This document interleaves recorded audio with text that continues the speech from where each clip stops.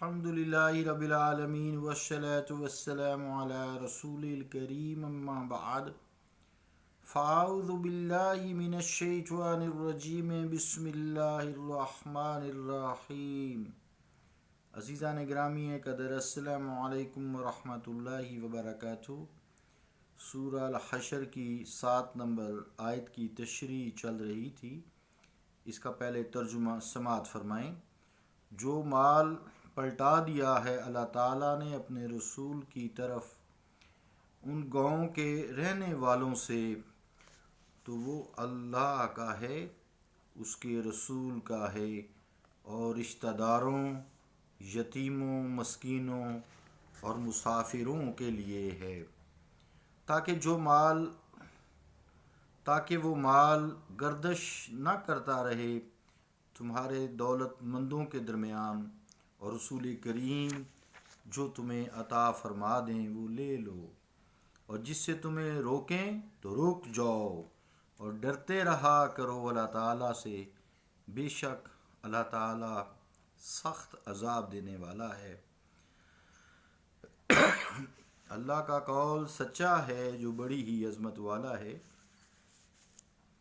عزیزان گرامی قدر، مال غنیمت اور مال فی کی گفتگو چل رہی تھی کہ مال غنیمت جنگ کے دوران جو اموال حاصل ہوتے ہیں انہیں مال غنیمت کہا جاتا ہے، اسے مجاہدین میں تقسیم کیا جاتا ہے، اور جو مال فی جو بغیر جنگ کے حاصل کیے جاتے ہیں انہیں مال فی کہا جاتا ہے، یہاں اس کا جو تذکرہ بھی آیا ہے۔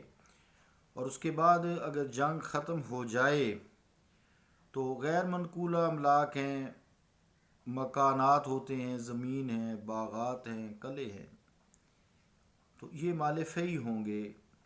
اسی طرح اگر جنگ ختم ہو جاتی ہے اس کے بعد جو منقولہ اموال آتے ہیں مسلمانوں کے قبضہ میں آ جاتے ہیں تو ان کا بھی حکم مال فی کا ہی ہوگا۔ یہاں تک ہم پہنچے تھے تو اس کی دلیل حضور کریم صلی اللہ تعالیٰ علیہ وآلہ وسلم کے عہد ہمایوں میں خیبر اور زور بازو سے جو مکہ فتح ہوا وہ دلیل ہے۔ یہاں کی زمینوں اور جو سکنی جائیداد تھی، یعنی جن میں لوگ رہائش پذیر تھے، ان پر بھی مسلمانوں کا قبضہ ہو گیا۔ منقولہ املاک تو جو غنیمت کا مال جس طرح تقسیم کیا جاتا ہے وہ تقسیم کر دیا گیا اس آیت کے مطابق،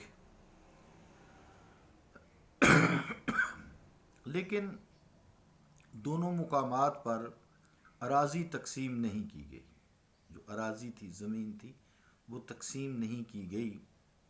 خیبر سے حاصل ہونے والی اراضی کو آدھا آدھا کیا گیا، کیونکہ مال فی جو ہوتی ہے نا، یہ رسول کریم صلی اللہ علیہ وسلم کی مرضی ہے، یا جو آپ کا حصہ خمس ہوتا ہے، ہاں چاہے خرچ کریں، وہ آگے آئے گا انشاءاللہ۔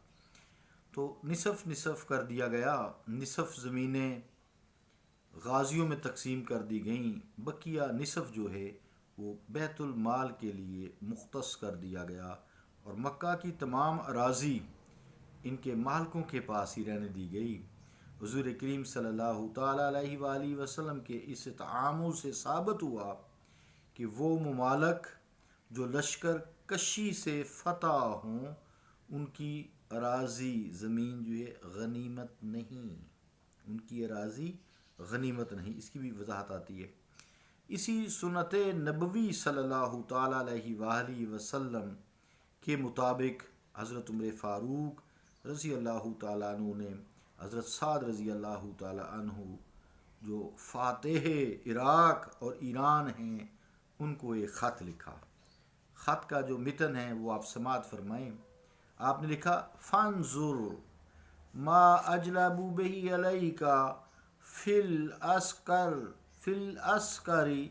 من قراء او مال فاقسمہ بین من حضر من المسلمین واترک الارضین والانہار لعمالها لیکون ذلک من آتیات المسلمین۔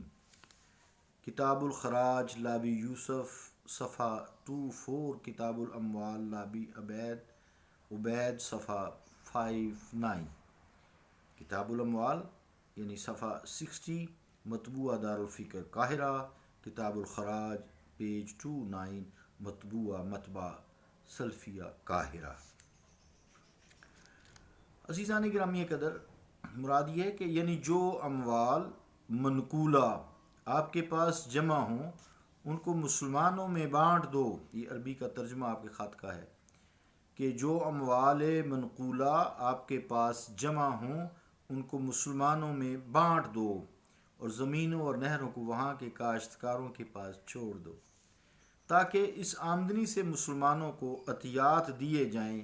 امام یوسف رحمۃ اللہ علیہ فرماتے ہیں کہ جو کچھ دشمنوں کے لشکر سے مسلمانوں کے ہاتھ آئے، اب سمجھیں اس کو، جو کچھ لشکر میں یعنی دشمنوں کے لشکر ہیں ان سے جنگ ہوئی ہے، اس لشکر سے جنگ کے دوران جو کچھ بھی مسلمانوں کے ہاتھ اموال آتے ہیں، جیسے سامان ہے، اسلحہ ہے اور جانور ہیں، وہ اپنے کیمپ میں سمیٹ لائیں، وہ مال غنیمت ہوں گے، اور جنگ ختم ہونے کے بعد جو چیز بھی حاصل ہوگی وہ مال غنیمت نہیں ہوگی بلکہ مال فی ہوگی، کیونکہ اس وقت جنگ بند ہو چکی ہوگی۔ کتاب الاموال پیج 254۔ عزیزان گرامی قدر، یہ فرق ملحوظ خاطر رہے مال غنیمت کا اور مال فی کا، تو پھر آگے جو بات سمجھ آ جائے گی جو میں ابھی اگلے کلپ میں کروں گا انشاءاللہ تعالی۔ صلی اللہ تعالی علی رسول خیر خلقہ محمد وعلی آلہ و اصحابہ اجمعین برحمتک یا ارحم الراحمین۔